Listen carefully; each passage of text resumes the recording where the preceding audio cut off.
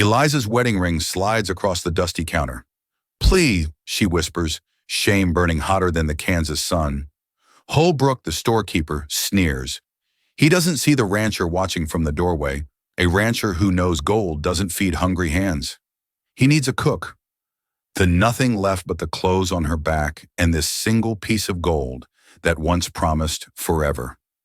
"Please, Mr. Holbrook," she said quietly, pushing the ring across the counter. The storekeeper, a portly man with graying whiskers, barely glanced at it before shaking his head. "Ma'am, I told you already, gold don't fill bellies around here. What folks need is strong backs for harvest, not jewelry." He pushed the ring back toward her with a stubby finger. "You'd best try your luck elsewhere." Eliza's stomach clenched with hunger. She hadn't eaten properly in 3 days. Not since she'd spent her last penny on a stale biscuit in the previous town.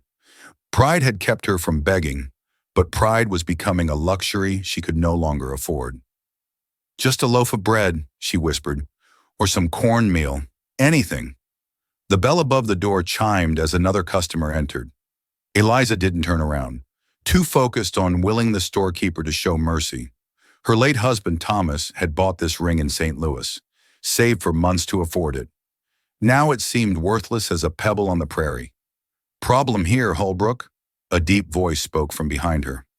"No problem, Mr. Harper. Just explaining to this lady that we don't trade in gold." Eliza finally turned. The man who'd entered was tall and lean with sun-weathered features that spoke of long days under the open sky. His clothes were practical but well-maintained. Canvas pants, a blue work shirt, leather vest.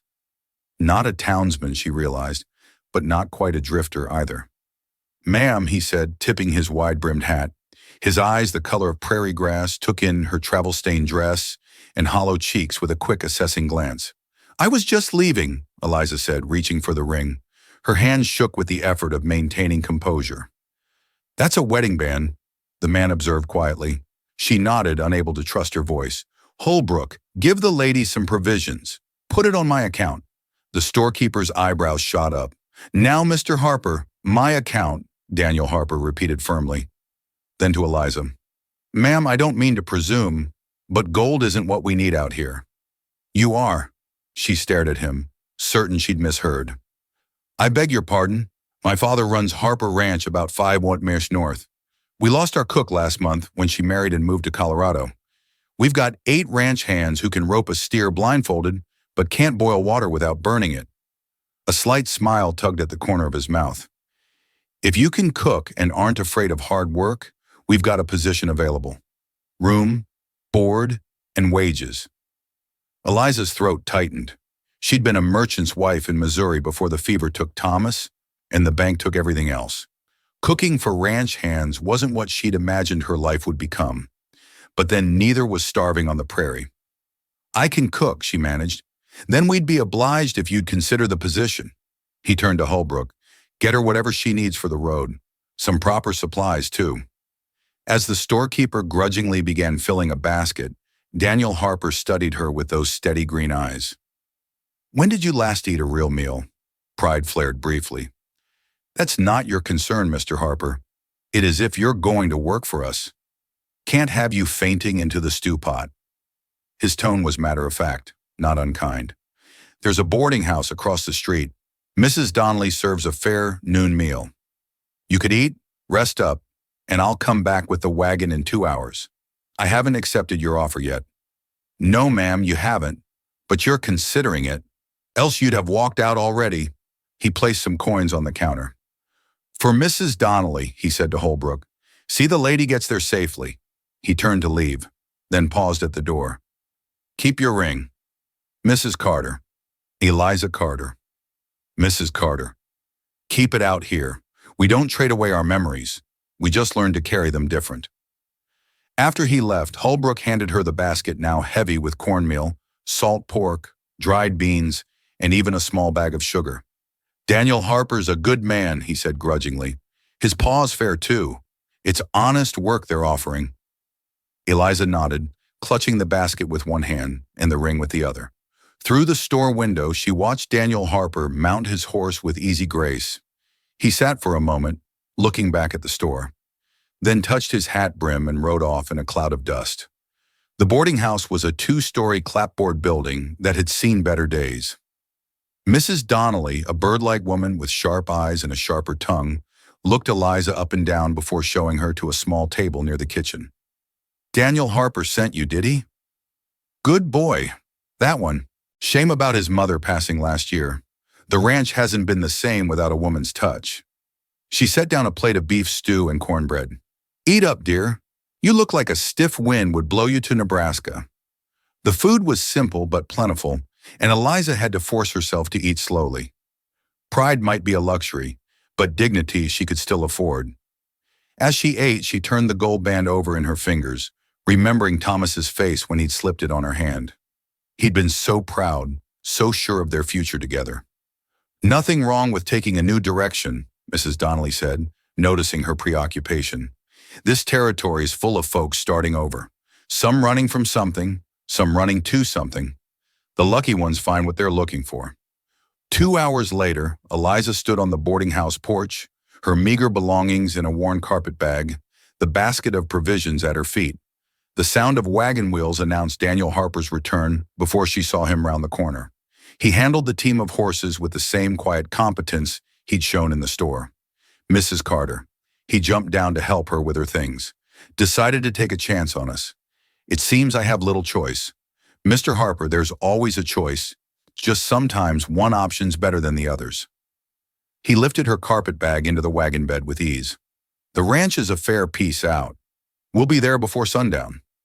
As she settled onto the wagon seat, Eliza took one last look at the town, Holbrook's General Store, where she'd nearly traded away her last link to her former life. The boarding house, where kindness had come with beef stew and wisdom. The dusty street where desperation had driven her to consider the unthinkable. "Second thoughts?" Daniel asked, gathering the res. "No," she said firmly. "No second thoughts." As they rolled out of town, the vast prairie stretched before them, golden grass rippling like waves in the wind. The sky was impossibly wide, a dome of blue broken only by wisps of cloud. It was beautiful and terrifying in its emptiness. This land that demanded everything and promised nothing. "Your father won't mind that you've hired a complete stranger?" Eliza asked as the town disappeared behind them. "PTR, trust my judgment. Besides, we're all strangers out here until we're not." He glanced at her. "That ring? Your husband?" "Fever. 6 months ago." "I'm sorry for your loss." They rode in silence for a while. The only sounds the creak of wagon wheels and the steady clop of hooves. Finally, Daniel spoke again. "My mother used to say that the prairie takes everything soft away from you. But if you're strong enough, it gives you something back. A different kind of softness. Maybe the kind that comes from surviving." Eliza thought about that as they rode toward her uncertain future. She lost everything soft, her comfortable home, her merchant husband, her place in society. But she was still here, still breathing, still moving forward. Maybe that was its own kind of strength. The sun was beginning its descent when Daniel pointed ahead. There, Harper Ranch. In the distance, she could see buildings taking shape. A main house, a barn, what looked like a bunkhouse. Smoke rose from a chimney, and she could make out figures moving among a herd of cattle. It wasn't much by Missouri standards, but against the vast emptiness of the prairie, it looked like civilization itself. "Welcome to your new home, Mrs. Carter," Daniel said. "Such as it is." Eliza straightened her shoulders and lifted her chin. She'd been a merchant's wife, soft and sheltered. That woman had died with Thomas in Missouri. The woman riding into Harper Ranch was someone new, someone the prairie was still shaping. She clutched her wedding ring one more time, then slipped it into her pocket, not throwing it away, not trading it for bread, but carrying it forward into whatever came next. Daniel Harper had been right out here. They didn't trade away their memories. They just learned to carry them different. The wagon rolled to a stop in front of the main house just as the sun touched the horizon, painting the prairie in shades of amber and rose. Before Daniel could help her down, the front door opened and a man emerged. Older, grayer, but bearing the same lean build and steady gaze as his son. "Pa, this is Mrs. Carter," Daniel said, lifting Eliza's carpet bag from the wagon. She's agreed to take on the cooking. Jacob Harper studied her with eyes that missed nothing. His face was carved by wind and weather into deep lines, but there was no cruelty in it. "Ma'am," he said simply, touching the brim of his hat, "Daniel says you've fallen on hard times." "I'm willing to work, Mr. Harper," Eliza replied, meeting his gaze directly. "That's all that matters now." A ghost of approval flickered across the older man's features. "Fair enough. Daniel will show you to your quarters. Supper's at 6 sharp. The men get powerful cranky when they're kept waiting." He paused, then added more gently, "We're glad to have you, Mrs. Carter. It's been too long since this kitchen saw proper use." The kitchen, as it turned out, was both better and worse than Eliza had expected. The room itself was spacious, with a large cast-iron stove, sturdy works, and shelves lined with provisions. But dust coated every surface, and the remnants of the ranch hands' attempts at cooking were evident in scorched pots and a sink full of unwashed dishes. "I know it's a sight," Daniel said apologetically, setting her bag down. "The boys tried their best, but it's fine," Eliza interrupted, already rolling up her sleeves. "Though I'll need water heated for cleaning, and someone will have to show me where everything's kept." "I'll fetch water," he offered immediately. "Your room's through there. It's small, but it's private. Used to be the pantry before Ma had it converted." The room was indeed small, but clean, with a narrow bed, a washstand, and a single window looking out toward the barn. Eliza set her few belongings on the bed and returned to face the disaster of a kitchen. "How many men am I cooking for?" "8 hands, plus Pa and me. Sometimes more during roundup or when we hire extras." Daniel was already pumping water into buckets. "The men eat hearty. They work hard." As he heated water on the stove, Eliza began her assessment. The larder was well stocked with basics: flour, cornmeal, beans, salt, pork, preserved goods. There was even a root cellar with potatoes and onions. She could work with this. What time do the men rise? First light. They'll want coffee and breakfast by 5. He glanced at her. "I know it's a lot to ask, starting tomorrow." "I'll manage." She began sorting through the pots, setting aside those too damaged to save. "Mr. Harper, Daniel, where's the nearest creek for washing?" "Behind the house about 50 yards, but we haul water for the kitchen." He paused in his work. "Mrs. Carter, about what I said in town." She looked up from scrubbing a pot. "Yes. When I said gold isn't what we need, you are. I meant it. This ranch runs on work and grit, not pretty things. We've all got our reasons for being here, our losses. What matters is what we do with today." Before she could respond, the door banged open and men began filing in, drawn by the smell of heated water and the sight of a woman in the kitchen. They were a rough L-looking bunch, sarkened, dusty, ranging from a boy who couldn't be more than 17 to a grizzled man who might have been 60. "Boys," Daniel said firmly, "this is Mrs. Carter, our new cook. Mind your manners." They shuffled and muttered greetings, hats coming off in awkward deference. The youngest, tow-headed and freckled, blurted out, "Ma'am, does this mean no more of Hank's beans?" "Hey now," protested a burly man with a thick mustache, presumably Hank. "My beans ain't that bad. Your beans could chew a horse." Another man drawled, earning a round of laughter. "Enough." Jacob Harper's voice cut through the noise from the doorway. "Mrs. Carter's got work to do. You all clear out and let her do it. Supper's at 6. They filed out reluctantly, but Eliza caught the hope in their eyes. As the door closed behind them, she turned to Daniel. "Is there coffee?" "They'll expect coffee in the morning.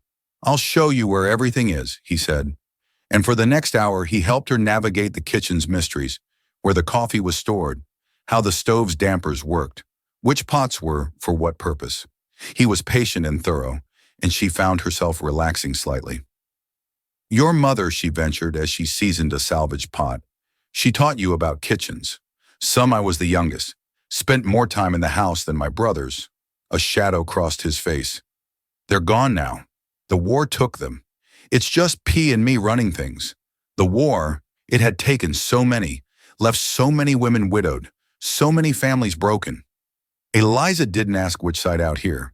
It mattered less than survival. By the time the sun had fully set, she had the kitchen in some semblance of order and a simple supper ready. Beans properly seasoned this time. Cornbread and fried salt pork. It wasn't fancy, but it was hot and plentiful. The men filed in promptly at 6, taking their places at the long table with an eagerness that would have been comical if it weren't so earnest. Jacob took the head, Daniel to his right, and Eliza served quickly and efficiently. The first bite was met with absolute silence. Then the youngest, she'd learned his name was Billy, let out a sound that was almost a moan. "Ma'am, it's food." "Billy," she said crisply, "eat it while it's hot." But she saw the looks exchanged, the way they ate with renewed appetite, cleaning their plates and looking hopefully for more. She'd made extra, anticipating hungry men, and watched with satisfaction as the serving platters emptied. "Hey, Mrs. Carter," Jacob Harper said as she cleared the table. "That was a fine meal. First one we've had in too long." The compliment was simple, but she could see he meant it. The other men murmured agreement, and she caught Daniel watching her with something like gratitude in his eyes. After supper, as she washed dishes, Daniel appeared at her elbow with a dish towel. "You don't have to," she began. "Mom makes everyone help with cleanup. No reason to change now." He took a dripping plate from her hands. "The men are already talking about breakfast. Billy offered to get up early to help with the fire if it means proper biscuits. I'll manage the fire myself." "Thank you," but she was pleased despite herself. It had been so long since anyone had appreciated anything she'd done. "You did well tonight," he said quietly. "I knew you would. You knew nothing about me except that I was desperate enough to trade my wedding ring for bread. I knew you still had pride in your bearing, even hungry. Knew you looked at that ring like it meant something more than gold. Knew you didn't beg, even when begging might have worked." He set down the towel and met her eyes. People revealed themselves in hard moments. "Mrs. Carter. What I saw in that store was someone who'd bend but not break."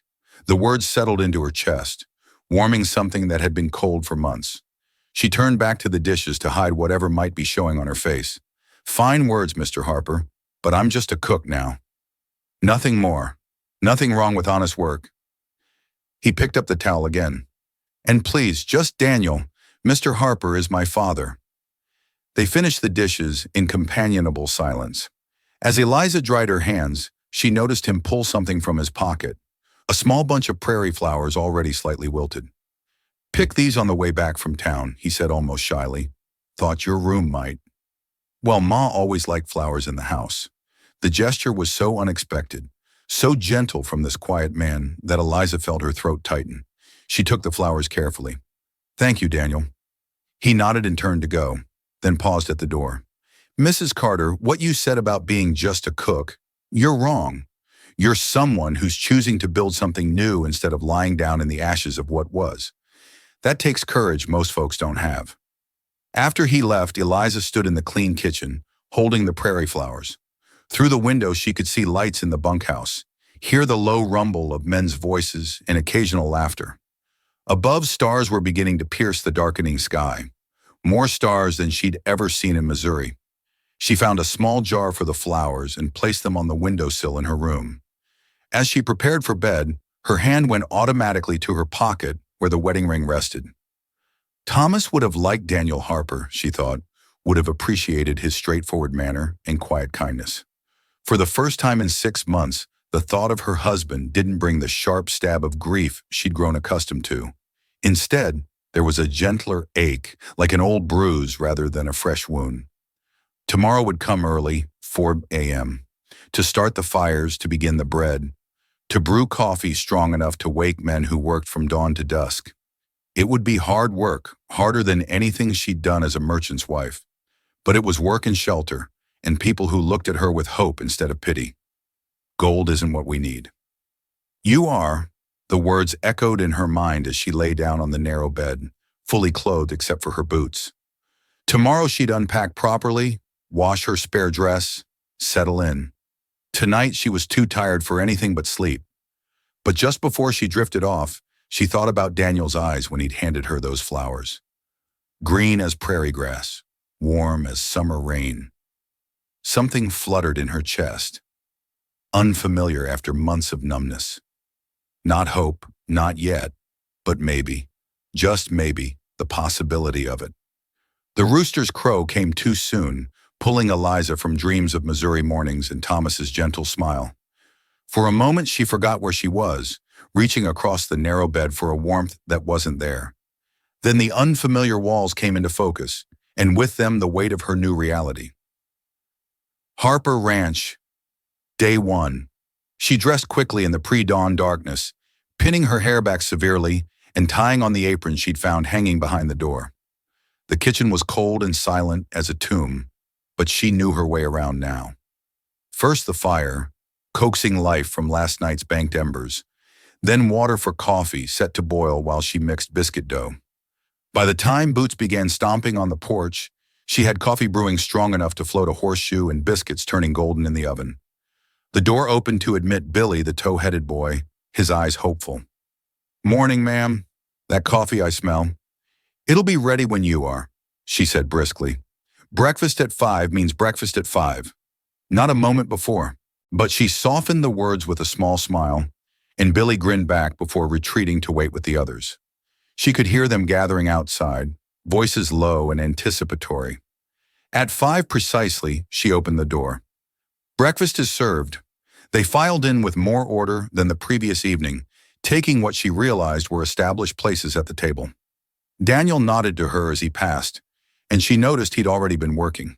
His shirt showed signs of hay and horsehair. "Morning chores," he explained, catching her glance. "Horses don't care what time a man rises."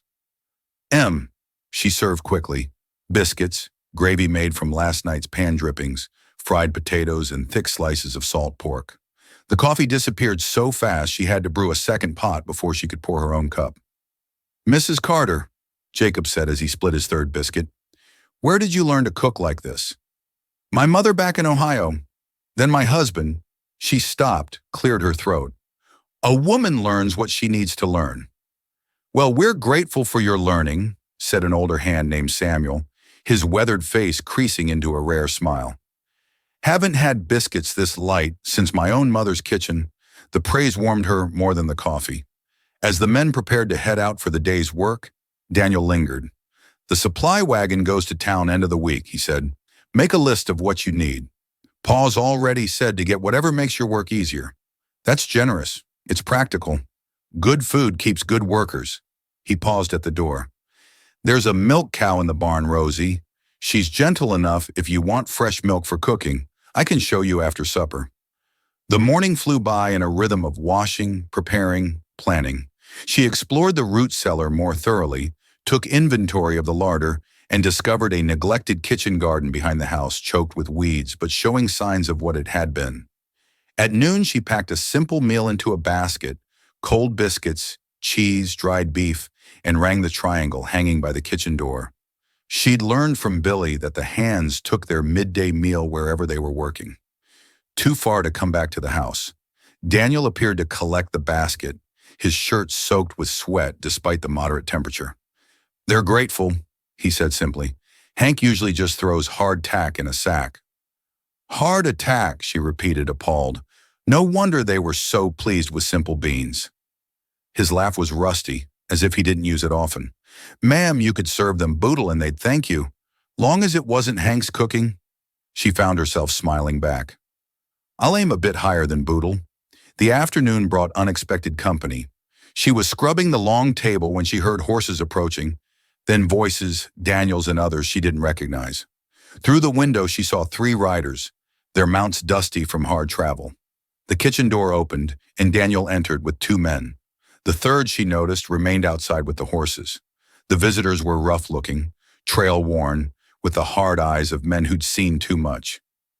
"Mrs. Carter, these gentlemen are looking for work. Thought they should know we've got a proper cook now." To the men he added, "Mrs. Carter keeps this kitchen. Her word is law here." The taller of the 2, a man with a scar through his left eyebrow, looked her up and down with an assessment that made her spine stiffen.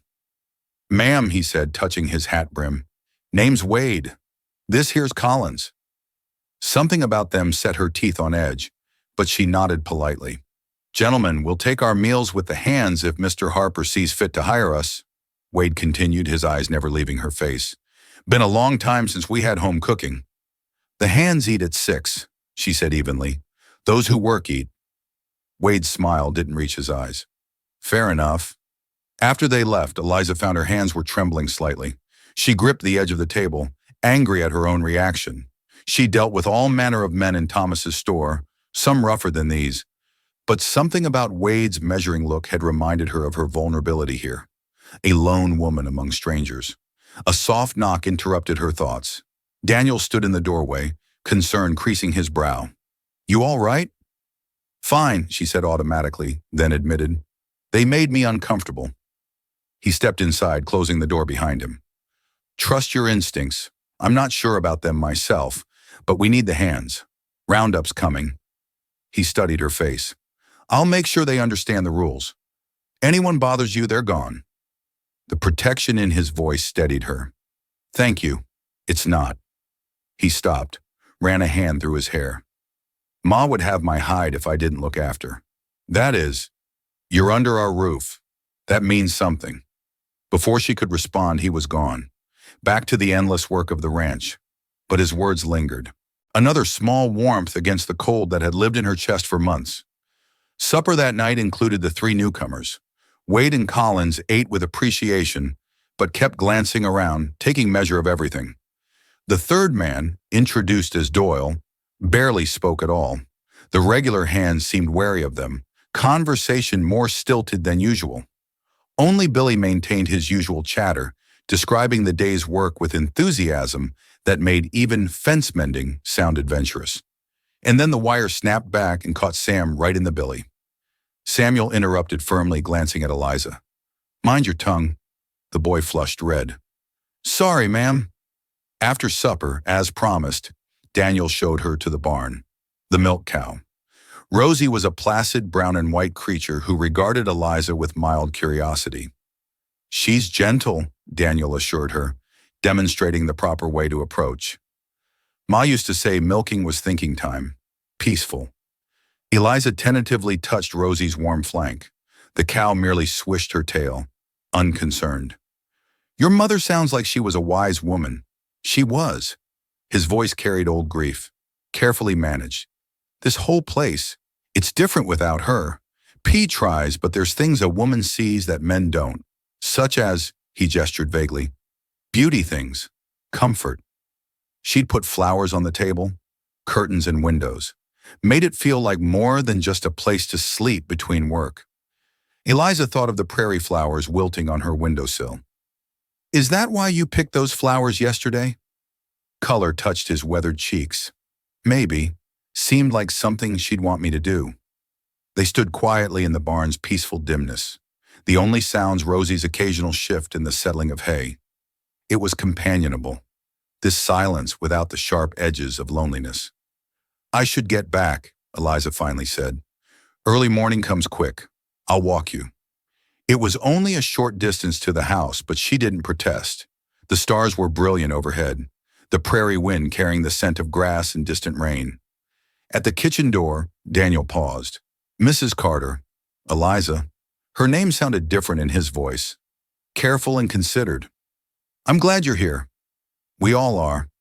She looked up at him, this quiet man who'd offered her work instead of pity, dignity instead of charity. I'm beginning to be glad, too.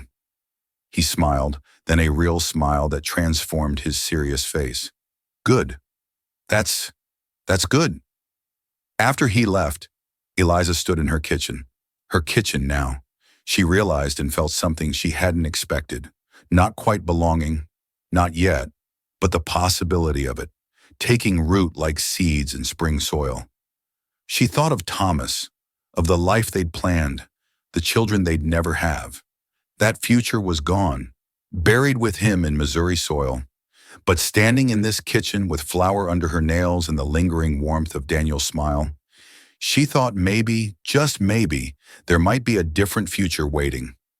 Not a replacement for what was lost, but something new, something unexpected, something that could grow strong in prairie soil if given half a chance. Tomorrow there would be more meals, more work, the steady rhythm of sustaining life in this hard land. But tonight, for the first time in months, that didn't seem like mere survival. It seemed like the beginning of something else entirely. The weeks that followed fell into a rhythm as steady as heartbeat. Eliza rose before dawn, her hands learning the particular temperament of the old stove, the exact moment when biscuit dough was ready, the precise strength of coffee that would rouse tired cowboys. The work was hard, harder than anything she'd done in Missouri. But there was satisfaction in watching empty plates return to her kitchen. In hearing the men's appreciation, her body grew stronger, the hollow cheeks filling out, the tremor in her hands disappearing. The sun darkened her skin despite her bonnet, and calluses formed where soft merchants' wife hands had been. But with each passing day, the ghost of who she'd been faded a little more, replaced by someone she was still learning to recognize. It was a Tuesday afternoon, the prairie shimmering with late spring heat. When she heard the commotion, she was kneading bread, flour dusting her arms. When Billy burst through the door, "Mrs. Carter, come quick!"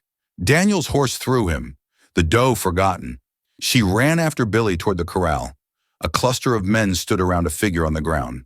Her heart hammered against her ribs as she pushed through them. Daniel sat propped against the fence, his face pale beneath the tan, holding his left arm against his chest. Relief flooded through her. He was conscious, talking. "Just a disagreement with a green colt," he said through gritted teeth. Nothing broken, but she could see the unnatural angle of his shoulder, the tight lines of pain around his mouth. Without thinking, she knelt beside him, her hands gentle as she examined the injury. Dislocated, she diagnosed. Her father had been a doctor before drink claimed him. She'd learned more than a lady should about bodies and their failures. It needs setting. Jacob Harper appeared, his face grim. "Doc Morrison's in town. Half-day's ride." "I can do it," Eliza heard herself say. "But it'll hurt." Daniel's eyes met hers, green depths full of trust that made her breath catch. "Do it." She sent Billy for whiskey and clean cloth, then positioned herself behind Daniel. The men watched with skeptical interest as she placed her hands precisely, remembering her father's teachings. "On 3, she said. 1, 2, on 2. She pulled and rotated in one smooth motion. The shoulder slipped back into place with an audible pop. Daniel's whole body went rigid, a strangled sound escaping him, but the joint was where it belonged. "Jesus, Mary, and Joseph," breathed Samuel. "Where'd you learn that?" "My father," she said simply, fashioning a sling from the cloth Billy brought. "This needs to stay immobile for a few days." Daniel's color was already better, the sharp edge of pain fading from his features. His good hand caught hers as she adjusted the sling. "Thank you." The touch was brief, but it sent warmth spreading up her arm. She stood quickly, brushing dust from her skirts. "You should rest, Billy. Help him to the house." But Daniel insisted on walking himself, stubborn pride in every careful step. Eliza followed, ignoring the knowing looks some of the men exchanged. That evening, she brought supper to Daniel's room, the first time she'd been beyond the kitchen in her own small quarters. The room was plain but clean, with a narrow bed, a washstand, and a shelf of well-worn books. He sat propped against pillows, attempting to eat one-handed. "Let me," she said, taking the plate. "I'm not an invalid." "No, you're a stubborn fool who will re-inch that shoulder trying to prove something." She cut his meat into manageable pieces. "There, now you can feed yourself and maintain your masculine pride." His laugh surprised them both. "You sound like Ma." She had no patience for what she called foolish male vanity, a wise woman. Eliza settled into the chair beside his bed. "Tell me about her." So he did. As the evening light slanted through the window, Margaret Harper had been a schoolteacher from Pennsylvania, come west with dreams of civilizing the frontier. Instead, she'd married Jacob Harper and spent 30 years making a home in the wilderness. She insisted on proper meals, even during roundup. Said, "Civilization started at the dinner table." His voice was warm with memory. "Taught all us boys to read and write. Made us practice penmanship even when P said it was foolish." "You'll thank me someday," she'd say. "Did you thank her?" "Every day." The warmth faded slightly. Wish I'd told her more when she was here to hear it. They sat quietly as shadows lengthened. Eliza found herself studying his face in the soft light. The sun lines around his eyes, the firm jaw, the way his hair fell across his forehead. He was handsome in the way of men who worked under open sky. Nothing polished or pittified about it. "You're staring," he said softly. Heat flooded her cheeks. "I was thinking you need a haircut." "That's so." His eyes held gentle amusement. "You offering?" "I might be. Can't have you looking like a wild man at the table. Heaven forbid." He shifted, wincing slightly. "Eliza, can I ask you something?" She nodded, though her pulse quickened at a serious tone. "Your husband, do you miss him?" The question sat between them like a physical thing. She considered her answer carefully. "I miss who we were together, the life we built, the future we planned." She paused, searching for truth. "But the sharp edge of it, that's fading. Sometimes I feel guilty about that. Ma used to say grief was like prairie fire. Burns everything at first, but then new things grow in the ashes. Doesn't mean the old growth didn't matter. Just means life keeps on. Your mother sounds like she was full of wisdom." "She was full of something," he said with a slight smile. P called it Irish stubbornness. Eliza found herself smiling back. "And did you inherit this Irish stubbornness? Why do you think I tried to ride that green colt?" She laughed then, real and unforced, and saw something shift in his expression. His good hand moved toward hers on the armrest, stopped just short of touching. "Eliza," he said quietly. "I, Mrs. Carter." Billy's voice from downstairs broke the moment. "Sorry to bother, but Collins is asking about second helpings, and Hank said to tell him." "I'll be right there," she called back, standing quickly. "You should rest. I'll send Billy up with anything else you need." She fled before he could respond, her heart beating too fast, her skin too warm, in the safety of her kitchen. She pressed her palms against the cool wood of the table and tried to steady herself. This was dangerous territory. She was widow, hired help, dependent on the Harpers' goodwill. And Daniel was a good man who deserved better than a woman still wearing her dead husband's ring. But oh, the way he looked at her, the way her name sounded in his voice, the careful distance he maintained that spoke of respect, not disinterest. "Mrs. Carter," Billy appeared in the doorway. "Everything all right?" "Fine," she said briskly, moving to the stove. "Tell Collins he can have seconds if he splits tomorrow's kindling." The boy grinned. "Yes, ma'am. That'll teach him." The next days passed with Daniel relegated to light work, much to his visible frustration, but his shoulder healed clean, and by week's end, he was back in the saddle. Though Eliza noticed he favored his right side. It was a Sunday afternoon when things shifted again. The hands had the day off, most gone to town, and Jacob was visiting a neighboring ranch. Eliza was tending the kitchen garden she'd slowly been reclaiming when she heard hoof-beats. Daniel appeared, leading 2 saddled horses. "Thought you might like to see more of the ranch." She looked down at her dirt-stained apron. "I'm hardly dressed for riding. You're dressed fine. Come on, Eliza.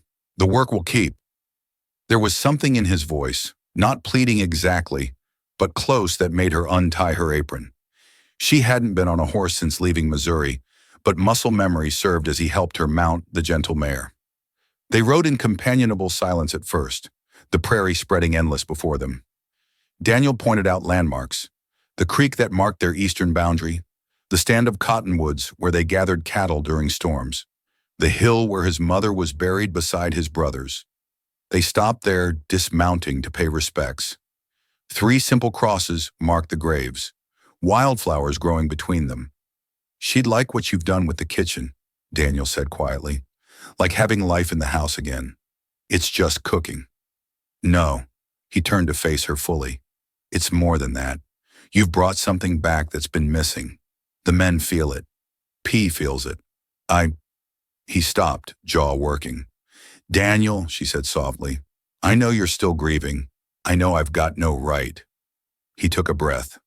"But I need you to know that seeing you in that kitchen, hearing you laugh with Billy, watching you gentle that cow like you've been doing it all your life, it's the first time this place has felt like home since Ma died." The words hung between them, raw and honest. Eliza felt tears prick her eyes. "I don't know if I'm ready." "I'm not asking for anything," he said quickly. "Just wanted you to know you're not just the cook to me, Eliza. You're," He gestured helplessly. You're becoming everything. She stepped closer, close enough to see the gold flecks in his green eyes, the hope and fear wearing in his expression. Her hand moved without her permission, touching his cheek. I'm scared, she whispered. So am I. He covered her hand with his warm and calloused. But maybe that's all right. Maybe being scared together is better than being brave alone. She thought of Thomas then, but not with the sharp guilt she'd expected. Instead, she heard his voice, gentle as always. Be happy, Liza. That's all I ever wanted for you. Maybe, she said, and saw Daniel's face transform with tentative hope. They rode back as the sun set, not touching, but aware of each other in a way that made the air between them sing. At the house, Daniel helped her dismount, his hands lingering on her waist. Thank you, she said. For showing me the ranch for, she couldn't finish. But he seemed to understand always, he said simply. That night, as she prepared for bed, Eliza took off her wedding ring for the first time since Thomas had placed it there. She held it up to the lamplight, this small circle of gold that had meant everything and nothing. She didn't put it away, not yet, but she set it on the washstand instead of wearing it to bed. It was a small change, but like prairie flowers after fire, small changes could grow into something beautiful. Given time and tenderness and the courage to reach for sun, the autumn air carried a bite that morning, promising the coming change of seasons. Eliza pulled her shawl tighter as she walked from the hen house. Eggs gathered in her basket. The prairie grass had turned gold, matching the sunrise that painted the horizon in shades of amber and rose. Festival starts Saturday, Billy announced at breakfast, bouncing in his seat with barely contained excitement. There'll be dancing and pie contests. And settle down before you upset your plate, Samuel chided, though his weathered face showed amusement. You'd think you were still 10 years old. Let him be excited, Eliza said, refilling coffee cups.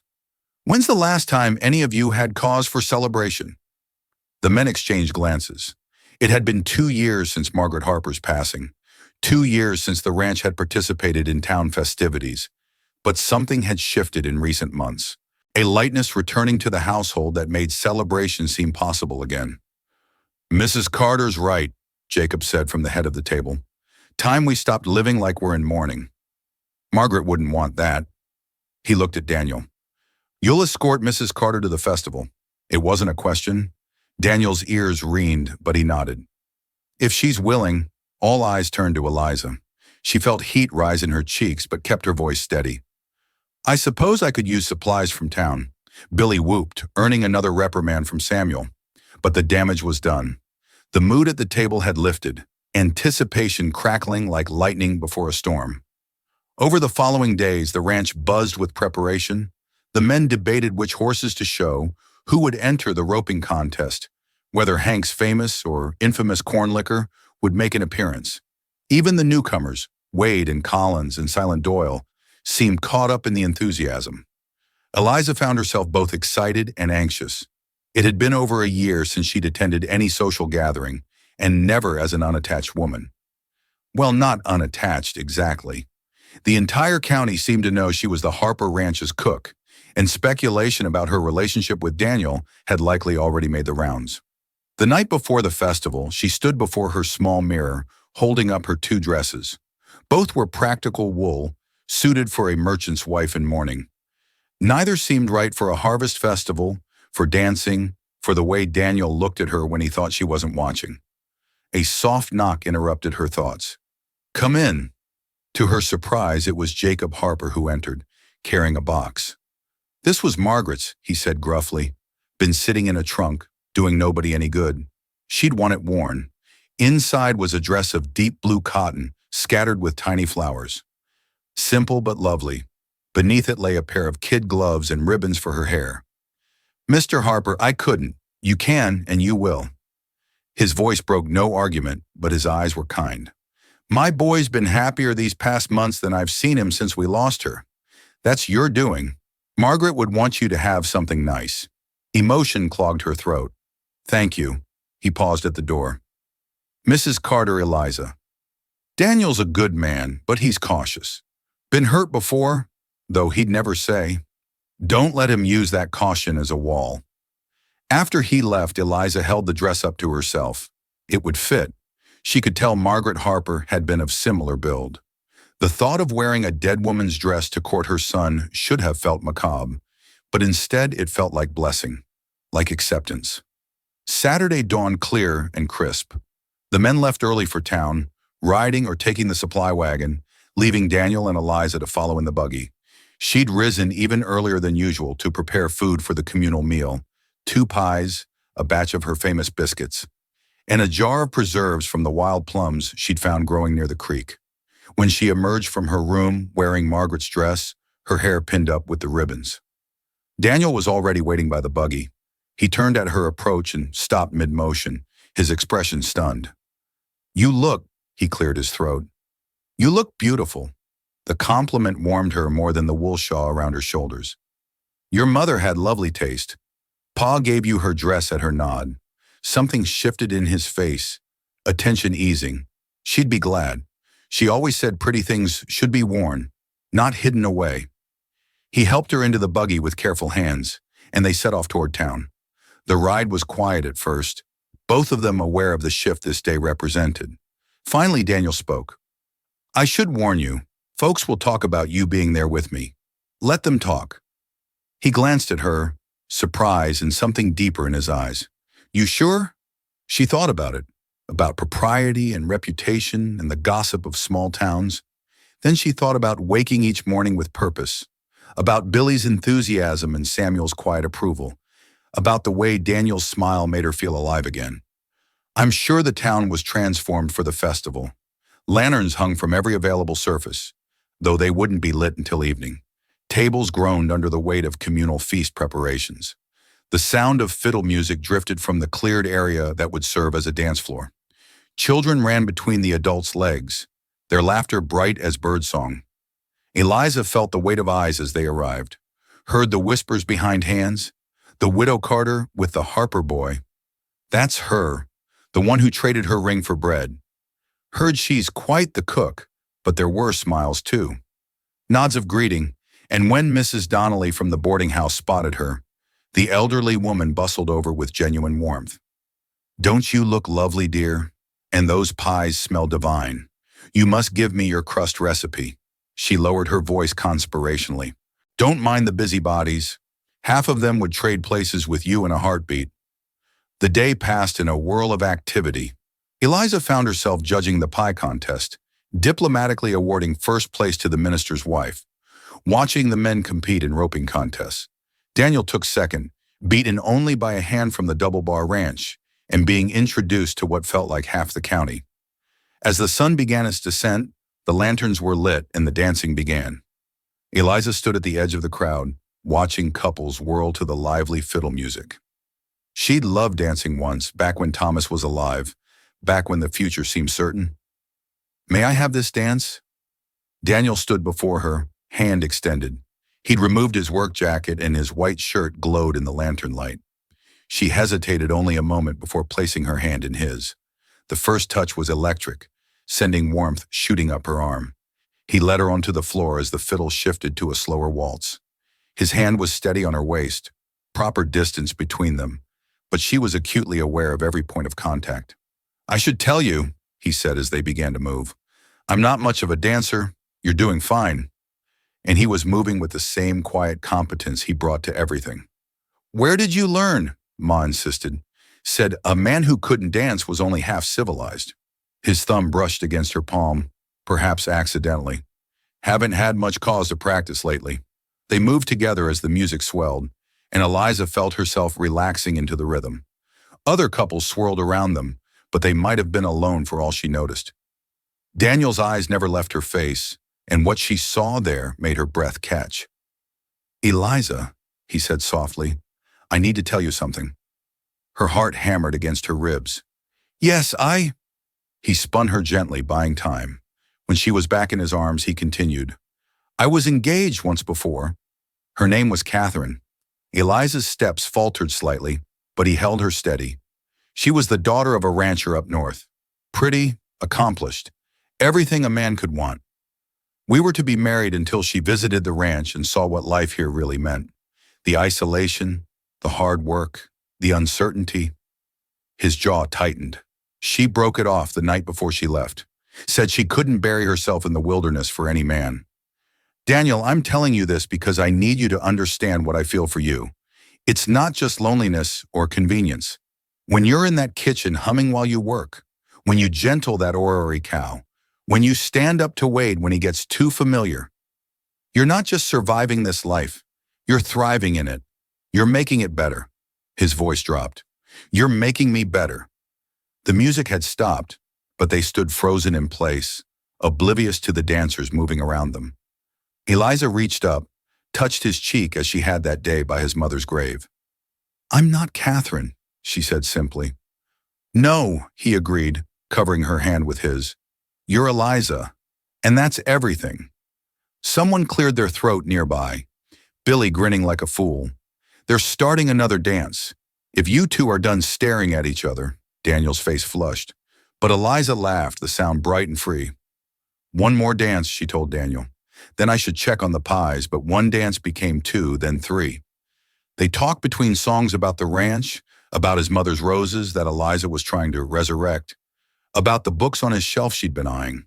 When they finally took a break, Eliza felt lighter than she had in months, as if something heavy had been set down. The evening was winding down when trouble stirred. Eliza was helping pack leftover food when she heard raised voices near the dance floor. Wade and Collins were squared off with some hands from another ranch, whiskey evident in their swaying stances. Said you were cheating, Wade slurred, hand hovering near his hip. Daniel appeared as if from nowhere, stepping between the groups. Problem here? No problem, Wade said, but his eyes were mean. Just explaining to these boys how things work. Only thing you're explaining is how to get fired, Daniel said evenly. Walk it off, both of you now. For a moment, violence hung in the air like smoke. Then Collins grabbed WDE's arm, mumbling something about not worth it, and they stumbled away. Daniel watched them go, tension in every line of his body. Trouble? Eliza asked quietly, appearing at his elbow. Maybe P hired them, but he shook his head. I'll talk to him. Tonight's not for worrying. He was right. As they loaded the buggy for the trip home, Eliza felt a contentment she'd thought lost forever. The festival had been everything she'd forgotten life could be, joy and community and the promise of something sweet. The ride home was quiet, but it was the comfortable silence of two people who'd said what needed saying. When they reached the ranch, Daniel helped her down, his hands lingering on her waist. Thank you, she said, for the dancing, for telling me about Catherine, for everything. Eliza, her name was a prayer on his lips. Can I? Yes, she whispered. He kissed her then, gentle and careful, as if she might break or disappear.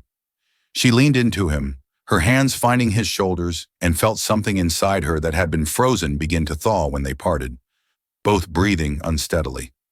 He rested his forehead against hers. I'll court you proper, he promised. Whatever you need, however long it takes. Just be yourself, she said. That's all I need. Later in her room, Eliza unpinned her hair and carefully folded Margaret's dress on the washstand. Her wedding ring caught the lamplight. She picked it up, held it for a long moment, then opened the small drawer and placed it gently inside, not discarded, not forgotten, but put away. She was ready for what came next. The first sign of trouble came 3 days after the festival. Eliza was hanging laundry when she noticed riders on the horizon. Not the usual purposeful movement of ranch work, but the lazy circling of vultures eyeing prey. She shaded her eyes, counting 5, maybe 6 horses moving along their eastern boundary. That evening, Daniel's expression was grim as he entered the kitchen. Someone cut our fence lines. Lost about 20 head before we noticed. Rustlers? Jacob asked from his place at the table. Maybe, or someone wanting us to think so. Daniel's eyes flickered to where Wade sat with the other hands. Could be coincidence, but Eliza saw the doubt in his face, the careful way he watched the 3 newcomers. WDE caught the scrutiny and smiled slow and mocking before returning to his meal. The tension grew over the following days like storm clouds building on the prairie. More cut fences, a water hole fouled with a dead coyote, small harassments that kept the men riding longer hours. Tempers shorter, everyone looking over their shoulders. "It's Clayton Mason," Samuel said one evening, voice low. The regular hands had gathered in the kitchen after the others had left. A war council of sorts. "Got to be. He's been eyeing Harperland for years." "Can't prove it," Daniel said, frustration evident. "And we can't fight shadows." Eliza poured coffee, listening to the men debate. Clayton Mason owned the Double Bar Ranch to the north. Operation 3 times the size of theirs run on greed and intimidation. She'd heard the stories. Hired guns, suspicious fires, smaller ranchers driven out or bought out for pennies on the dollar. "Maybe that's what he wants," she said quietly, "to keep you chasing shadows while he plans something bigger." The men looked at her with surprise. She rarely spoke during these discussions. Daniel leaned forward. "What do you mean?" "In my husband's store, we had a competitor who played similar games. Little thefts, damaged goods, rumors spread. While we were distracted fixing small problems, he was working to buy our mortgage from the bank." She met Daniel's eyes. "What does Mason really want?" "The whole valley," Jacob said grimly. "Always has. We control the best water access. Then that's what he'll come for." Eliza said, "Not your cattle, your water." The room fell silent as the implications sank in. Without water rights, the ranch would wither like grass in drought. No amount of fence mending or cattle watching would matter if Mason found a way to claim their creek access. That night, Daniel walked her to a room, as had become their custom. These moments were precious, stolen kisses in doorways, quiet conversations under stars. The brush of hands when she served his plate, a courtship constrained by propriety, and the watchful eyes of others, but no less sweet for it. "You're clever," he said, catching her hand. "Seeing what we missed?" "I've had practice watching for snakes," she replied. "Just because they're in business suits doesn't make them less dangerous." He pulled her close and she went willingly, savoring his solid warmth. "I worry," he admitted against her hair. "If Mason makes a real move, then we'll face it," she said firmly. Together, his arms tightened. "I love you, Eliza." The words, first time spoken aloud, made her heart stutter. She pulled back to see his face, finding nervousness and hope in equal measure. "I love you too," she whispered and watched joy transform his features. They might have stayed there forever, lost in the wonder of acknowledged feeling. But the sound of approaching hoof-beat-tats broke the spell. Daniel stepped away, hand moving to his sidearm as a rider materialized from the darkness. "Boss," it was Pete, one of the younger hands. "Trouble at the creek. Riders, maybe a dozen." "Sam sent me to fetch you." Daniel was already moving. "Wake the others quietly." To Eliza. "Get to the root cellar. Bar the door. I can help. Please." The single word held such weight that she nodded. He kissed her quickly, fiercely. "Promise me you'll stay safe. Promise me you'll come back. Always." Then he was gone, swallowed by darkness. Eliza stood frozen for a moment before training kicked in. She flew to the kitchen, grabbing the rifle Jacob kept behind the door, checking its load. The root cellar was safest, but she'd be blind down there. Instead, she barricaded herself in the kitchen, dousing all lamps, but one turned low through the window. She watched men moving like shadows, their own hands heading out, led by Daniel and Jacob in the bunkhouse. Wade and his companions seemed to be taking their time responding to the alarm. The waiting was agony. Every sound made her jump. Wind rattling shutters, the old house settling, her own thundering heartbeat. She thought of Thomas, of the fever that took him while she sat helpless beside his bed. But this was different. This she could fight if it came to it. Time crawled. Then, distant but unmistakable, came the crack of gunfire. Not a single shot, but several, followed by eerie silence. Eliza gripped the rifle tighter, straining to see through the darkness. More shots. Closer now. She could make out muzzle flashes near the creek line, hear men shouting, though not the words. The battle for battle, it surely was, raged like distant thunder, and she could only wait and pray. The kitchen door burst open. Eliza swung the rifle up, finger on the trigger before recognizing Billy. The boy was pale, blood streaming from a gash on his forehead. "Mrs. Carter, Daniel sent me. He's hurt. Needs," but his words were cut off as Wade appeared behind him, shoving the boy aside. The foreman's clothes were clean, no sign of battle on him, and his smile was cold as winter. "Well now," he drawled. Seems a shame to let all this excitement go to waste." Eliza kept the rifle trained on him. "Get out." "Don't think so. See, Mr. Mason's paying good money for information about this ranch. Routines, defenses, weak spots." His eyes traveled over her insultingly. "Didn't expect a bonus like you, though. I said get out." Her voice was steady despite the fear clawing at her throat. Wade took a step closer. "One woman with a rifle she probably can't use. Where's your protector now?" "Right here." Daniel stood in the doorway, left arm hanging useless, blood soaking his shirt, but the gun in his right hand was rock steady, pointed at WDE's head. Should have stayed bought. WDE sneered, though uncertainty flickered in his eyes. Should have picked better employers. Daniel's voice was ice. "Drop your gun slow." For a moment, violence balanced on a knife's edge. Then WDE's hand twitched toward his holster. 2 shots rang out simultaneously. Wade crumpled, clutching his shoulder, his gun spinning across the floor. Daniel staggered but kept his feet, smoke rising from his Colt. "Anyone else?" Daniel asked the darkness beyond the door. "Just me." Collins appeared, hands raised. "I'm done with this." Doyle lit out soon as the shooting started. "Wade was the only one taking Mason's money? Then you'd best start riding." Daniel said, "Don't stop till you hit Colorado." Collins didn't need telling twice. He grabbed Wade, hauling the cursing man to his feet, and they disappeared into the night. Only then did Daniel's strength fail. He sagged against the doorframe, gun slipping from nerveless fingers. Eliza caught him as he fell, easing him to the floor. Blood soaked through his shirt from a wound high on his chest, and his face was gray with pain and blood loss. "Don't you dare," she said fiercely, pressing her hand against the wound. "You promised to come back." "Did come back," he managed. "Others coming." Mason's men retreated, but hush. She grabbed clean towels, trying to stem the bleeding. "Billy, get water boiling now." The boy scrambled to obey as footsteps thundered on the porch. Jacob burst in, taking in the scene with one comprehensive glance. "How bad bullets still in there?" Eliza reported, her healer's instincts overriding emotion. "High chest, missed the lung, but he's losing blood fast." More men crowded in. Samuel, Pete, others she recognized, all bearing signs of battle.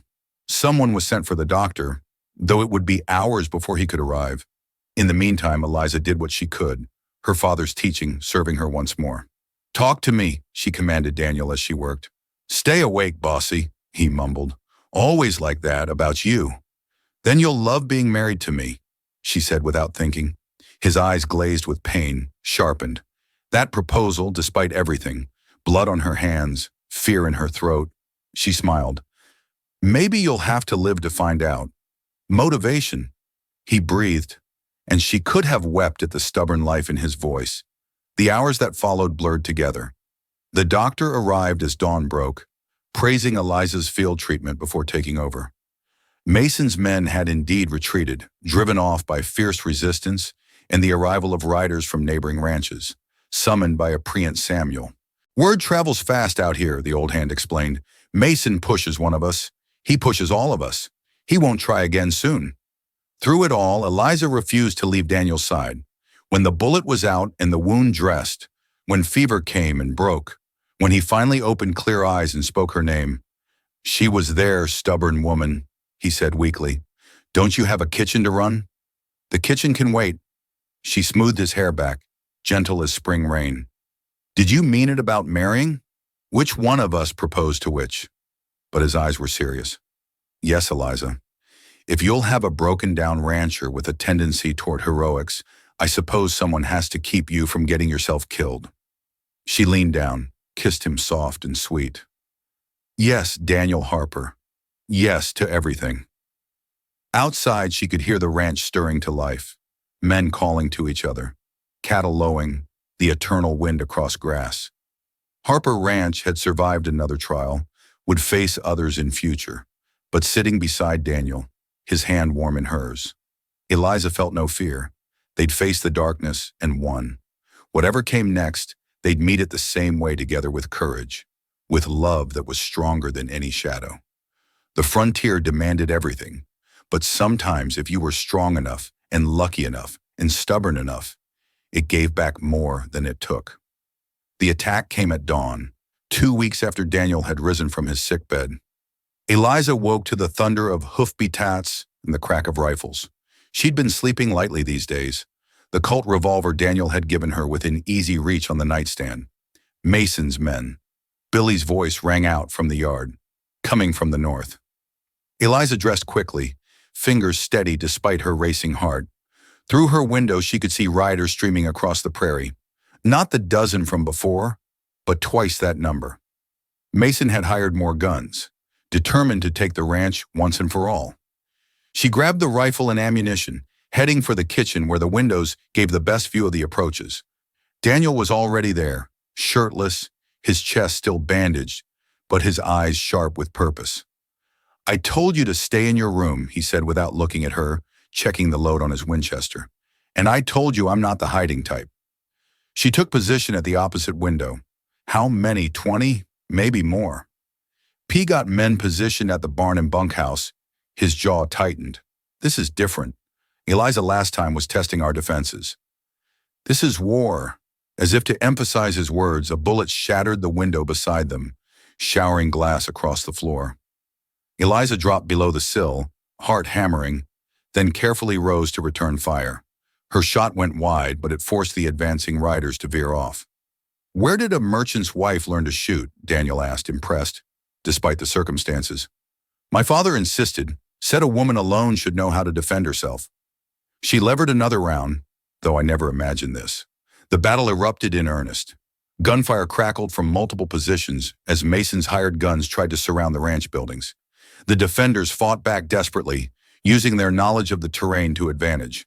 But they were outnumbered, and Eliza could see riders working to flank their positions. "The barn," Daniel muttered, tracking movement through his sights. "They're going for the barn where the horses were. Without mounts, the ranch would be crippled." Daniel started to move, but Eliza caught his arm. "You're wounded. I'll go like hell. I'm faster and they won't expect it." She was already grabbing extra ammunition. "Cover me." Before he could protest further, she was out the back door, running low across the open ground.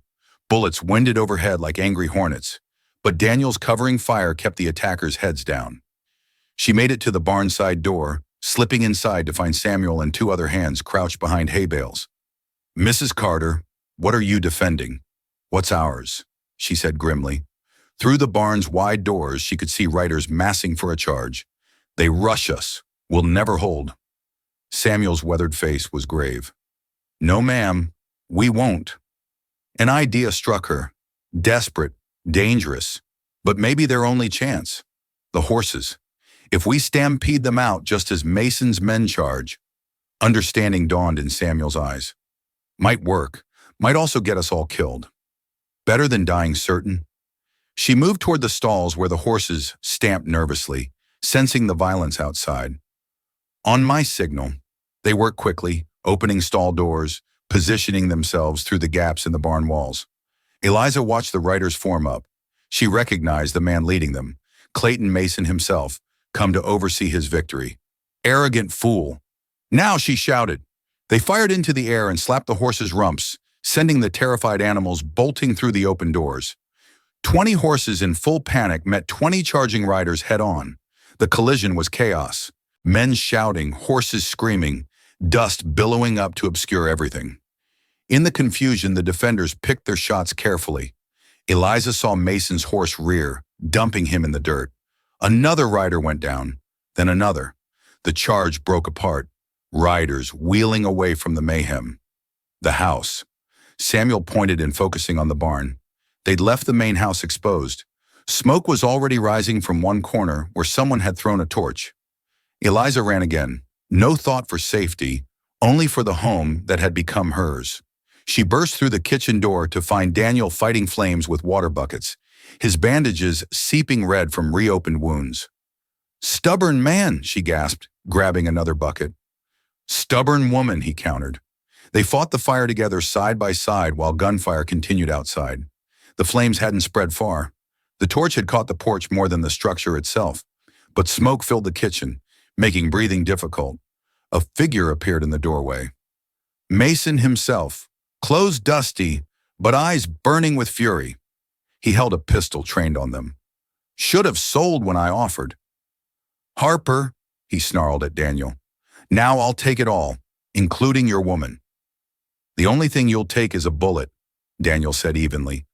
Though Eliza saw his gun was across the room, out of reach, Mason smiled coldly. From who? You're unarmed, boy. He's not alone. Jacob Harper stood behind Mason, his old Sharps rifle pressed to the land grabber's spine. Drop it, Clayton. Game's over. For a heartbeat, nobody moved. Then Mason's face twisted with rage, and he started to turn, bringing his gun around. 3 shots rang out almost simultaneously. Mason jerked, spun, and fell. Eliza lowered her smoking Colt, hand trembling slightly. She'd shot him in the shoulder, just as Jacob's bullet took him in the leg. Daniel's thrown knife protruded from his gun hand. Nice shooting, Daniel said quietly. All of us. Outside, the gunfire was dying down. Without Mason to lead them, his hired guns were retreating, pursued by arriving neighbors who'd seen the smoke and come to help. The siege was broken. It's done, Jacob said, looking down at Mason writhing on the floor. Someone fetch the sheriff and the doctor again. The aftermath was a blur of activity. The sheriff arrived to arrest Mason and what remained of his men. The doctor tended wounds. Daniels reopened stitches, burns on Eliza's hands from fighting the fire, various injuries among the defenders. The neighboring ranchers who'd come to help were fed and thanked. Bonds of mutual aid strengthened. As the sun set, Eliza stood on the porch surveying the damage. Bullet holes pocked the walls. Windows were shattered. The corner where the fire had caught was charred black. But the ranch stood. They'd held. We'll need to rebuild, Daniel said, joining her. His arm was in a sling again, face pale but determined. We will, she agreed. Then the full weight of it hit her. What they'd survived, what they'd nearly lost, what they'd fought for. Her knees buckled. Daniel caught her with his good arm, pulling her against him. Hey, it's over. We're safe. I shot a man, she whispered. I've never you saved us. All of us. He pressed his lips to her hair. You were magnificent, Eliza. Terrifying but magnificent. She let out a shaky laugh. Is this what life will always be like? Fighting for what's ours? Sometimes, but not always. He turned her to face him. Most days will be quiet. Cooking breakfast, tending cattle, watching sunsets, raising children who'll be too stubborn for their own good. Children, despite everything, warmth bloomed in her chest. If you want, when you're ready, his eyes searched hers. I know today was proof, she interrupted. Proof of what?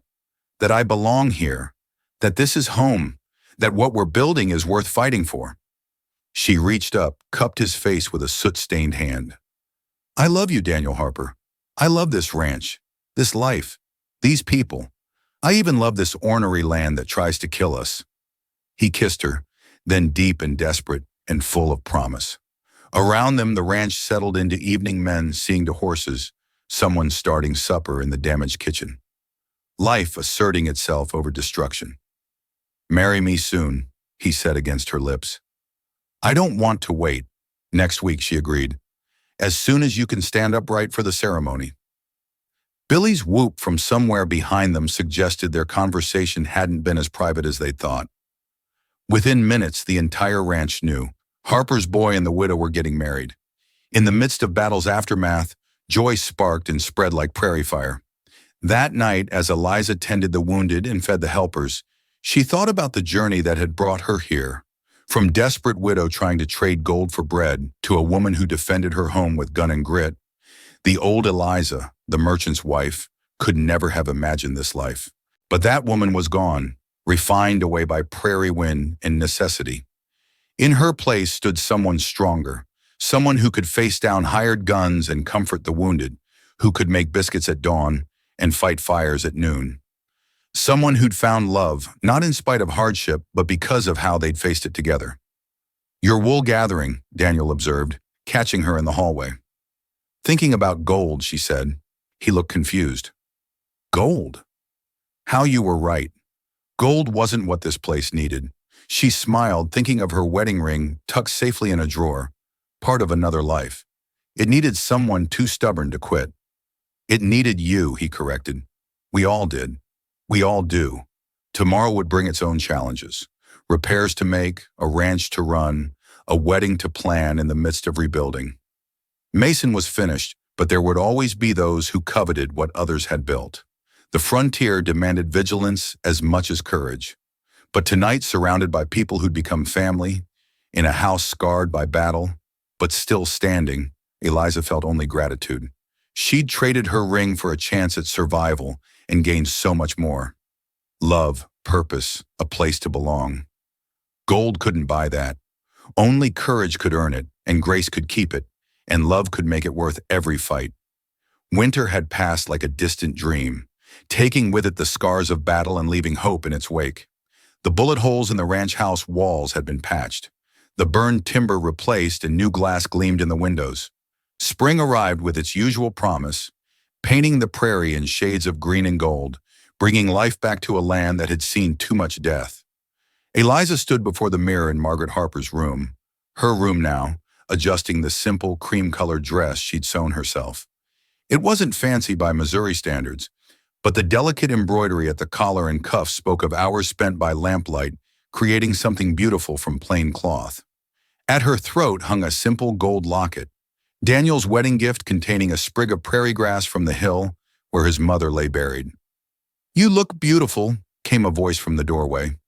Mrs. Donnelly bustled in, her bird-like frame draped in her best Sunday dress. "Like a prairie rose, my dear." "I feel like I might faint," Eliza admitted, pressing a hand to her stomach where butterflies danced. "Every bride feels that way. Even I did 40 years ago." The older woman's eyes twinkled. "Though I suspect your young man is feeling worse. Last I saw, he was pacing the parlor like a caged wolf." Through the window, Eliza could see the preparations in the yard.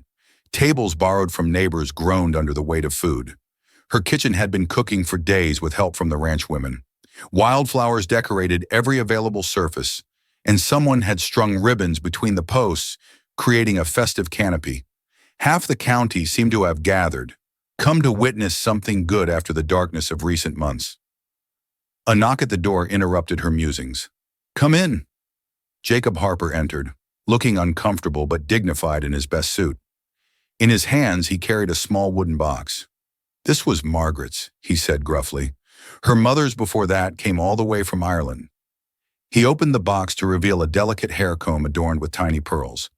"She'd want you to wear it today." Tears pricked Eliza's eyes as he gently placed the comb in her pinned-up hair. "Thank you," she whispered. "No, thank you." His weathered face was serious. "You brought my boy back to life. Eliza brought this whole ranch back to life.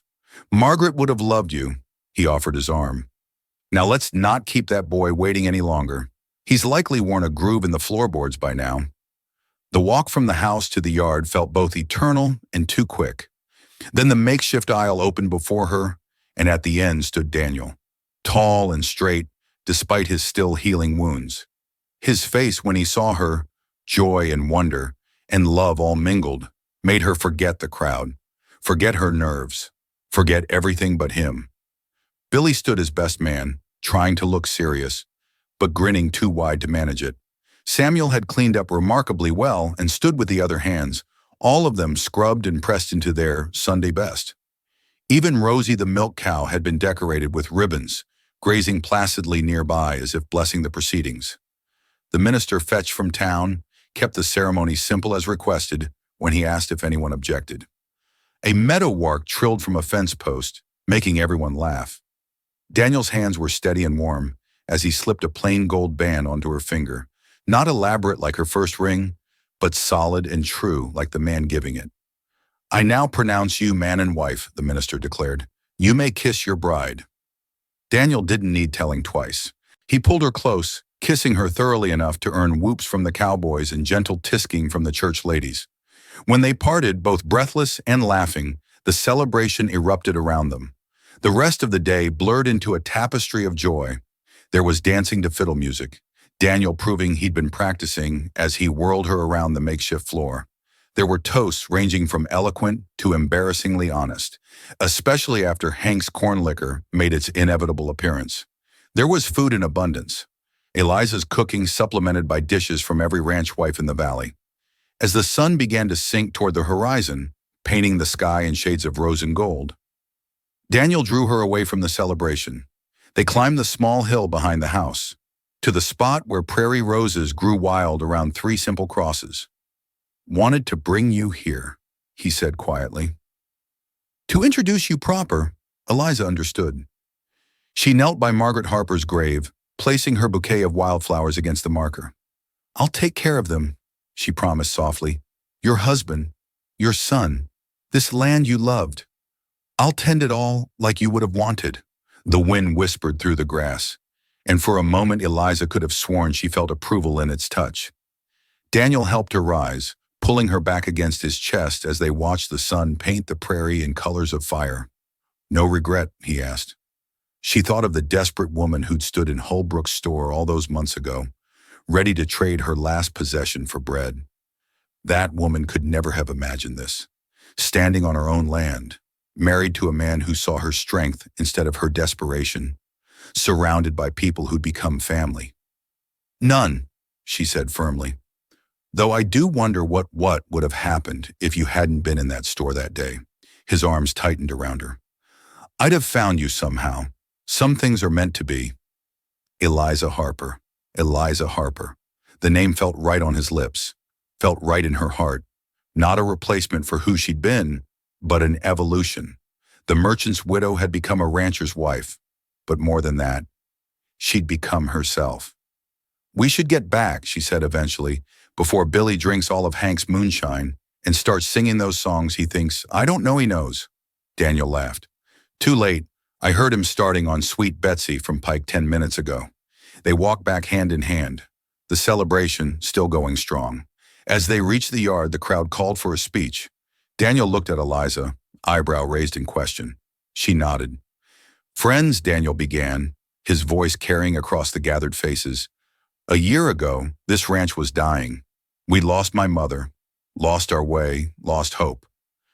Then a woman walked into our lives who reminded us that gold isn't what matters out here." He looked down at Eliza, love plain in his eyes. What matters is grit, courage, the willingness to build something worth fighting for, the grace to find beauty in hard places, the strength to choose hope when despair would be easier. "What matters," Eliza added, her voice clear and strong, "is finding people who will stand with you when the storms come, who'll teach you that home isn't about where you came from, but where you choose to plant your feet and grow." The cheer that went up could probably be heard in the next county. As the celebration resumed with renewed vigor, Eliza found herself pulled into dance after dance, conversation after conversation. But through it all, her eyes found Daniel's, a constant touchstone in the happy chaos. Later, much later, when the last guests had departed or bedded down in the barn, when the ranch had settled into peaceful quiet, Daniel and Eliza stood alone in their kitchen now in their home. "Happy?" he asked, drawing her close. "More than I knew was possible," she admitted. "Though I should warn you, I still can't milk that cow properly." She looks at me with such judgment. "We'll work on it," he promised, laughing. "We've got time. Time. Such a precious gift, one she thought lost forever when Thomas died. But time wasn't just about duration, it was about depth, about filling whatever days you were given with purpose and love and the courage to keep building. Even when the world tried to tear down what you'd made, through the window, stars wheeled overhead in the vast prairie sky. Tomorrow would bring its own challenges. There was always work on a ranch, always something needing tending. But tonight, in the circle of her husband's arms, in the home they defended together, Eliza felt the deep peace of someone who'd found where they belonged. She thought again of that desperate moment in the general store, of kind green eyes and an unexpected offer. "Gold isn't what we need. You are." Daniel had seen her truly that day, seen past the desperation to the strength underneath. And in seeing her, he'd helped her see herself. The wedding ring on her finger caught the lamplight, plain gold, honest and true in the drawer upstairs. Thomas's ring rested peacefully, a treasured memory that no longer held her captive. She'd learned to carry her past differently, just as Daniel had promised, not as a weight to bear, but as a foundation to build upon. "What are you thinking?" Daniel asked, feeling her contemplative mood. "About gold," she said, "about trades and bargains and unexpected gifts, and how sometimes losing everything is the only way to find what you really need." He kissed her then, soft and sweet and full of promise. When they finally climbed the stairs to begin their life together properly, Eliza paused at the landing to look back at the kitchen, her kingdom, her sanctuary, the heart of the home where she'd found herself again. Tomorrow she'd be back at that stove before dawn, brewing coffee strong enough to wake cowboys and making biscuits light enough to earn Billy's continued devotion. She'd tend her garden and fight with Rosie the cow, and slowly, carefully help build this ranch into something even stronger than before. But tonight, she was simply Eliza Harper, prairie wife, walking into her future with clear eyes and an open heart, ready for whatever storms or sunshine lay ahead. The frontier had tested her and found her worthy.